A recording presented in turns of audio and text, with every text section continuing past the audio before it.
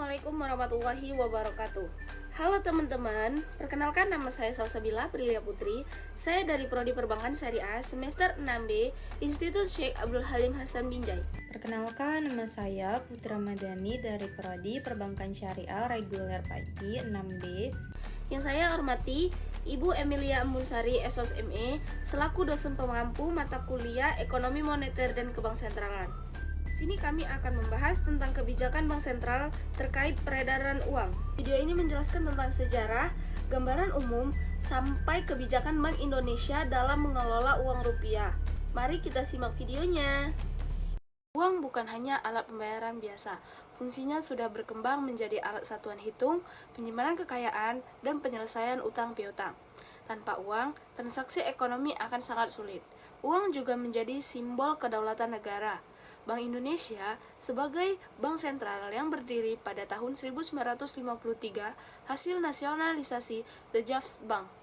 Dasar hukumnya adalah Undang-Undang Nomor 23 Tahun 1999. Tantangan terbesarnya adalah autonomous liquidity factor, yaitu sulit memprediksi berapa banyak uang yang dibutuhkan masyarakat.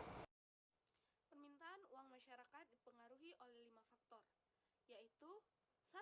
Kecepatan perputaran uang. Semakin cepat, uang lebih cepat lusuh. Yang kedua, tingkat inflasi. Yang ketiga, pertumbuhan PDB.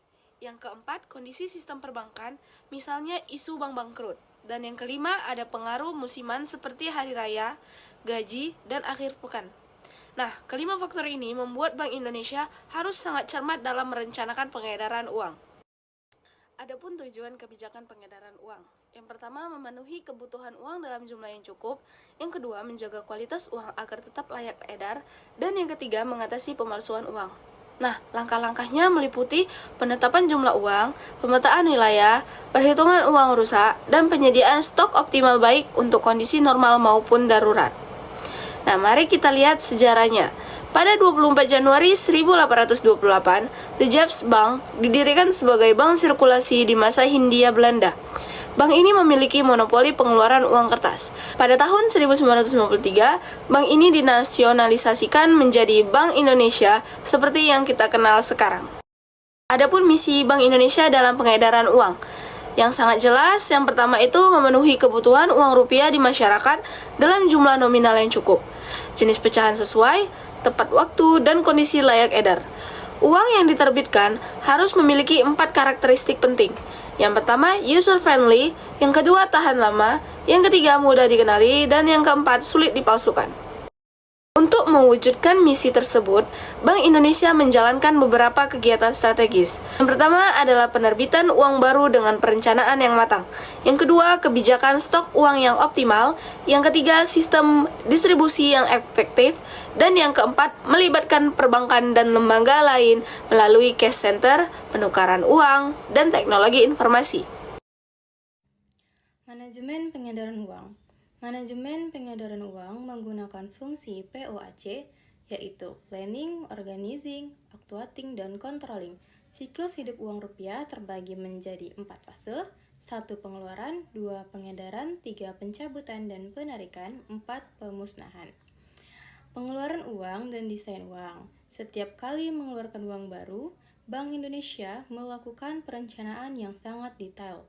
Ada juga uang khusus peringatan atau commemorative money. Uang harus nyaman digunakan, tahan lama, mudah dikenali, termasuk oleh tunanetra, dan sulit dipalsukan. Desain uang menampilkan ciri khas Indonesia seperti pahlawan, flora, fauna, dan budaya. Unsur pengamanan ada yang terbuka atau overt dan tersembunyi atau covert. Perencanaan distribusi uang atau RDU. Bank Indonesia menyusun rencana distribusi uang atau RDU setiap tahun. RDU ini mempertimbangkan inflow, outflow, uang yang dimusnahkan, posisi kas, serta kondisi ekonomi dan geografis setiap daerah. Pengadaan dan pengedaran uang. Pengadaan uang bertujuan agar stok selalu cukup dan layak edar. Pengedaran dilakukan melalui distribusi antar kantor Bank Indonesia dan layanan kas, yaitu setoran, bayaran, serta penukaran uang oleh masyarakat. Pencabutan dan penarikan uang.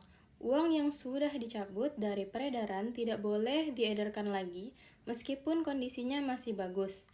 Alasannya untuk mencegah uang palsu dan menyederhanakan pecahan. Dasar pencabutan biasanya karena tingkat pemalsuan tinggi atau sudah beredar lebih dari 7 tahun. Uang tersebut langsung dimusnahkan oleh Bank Indonesia.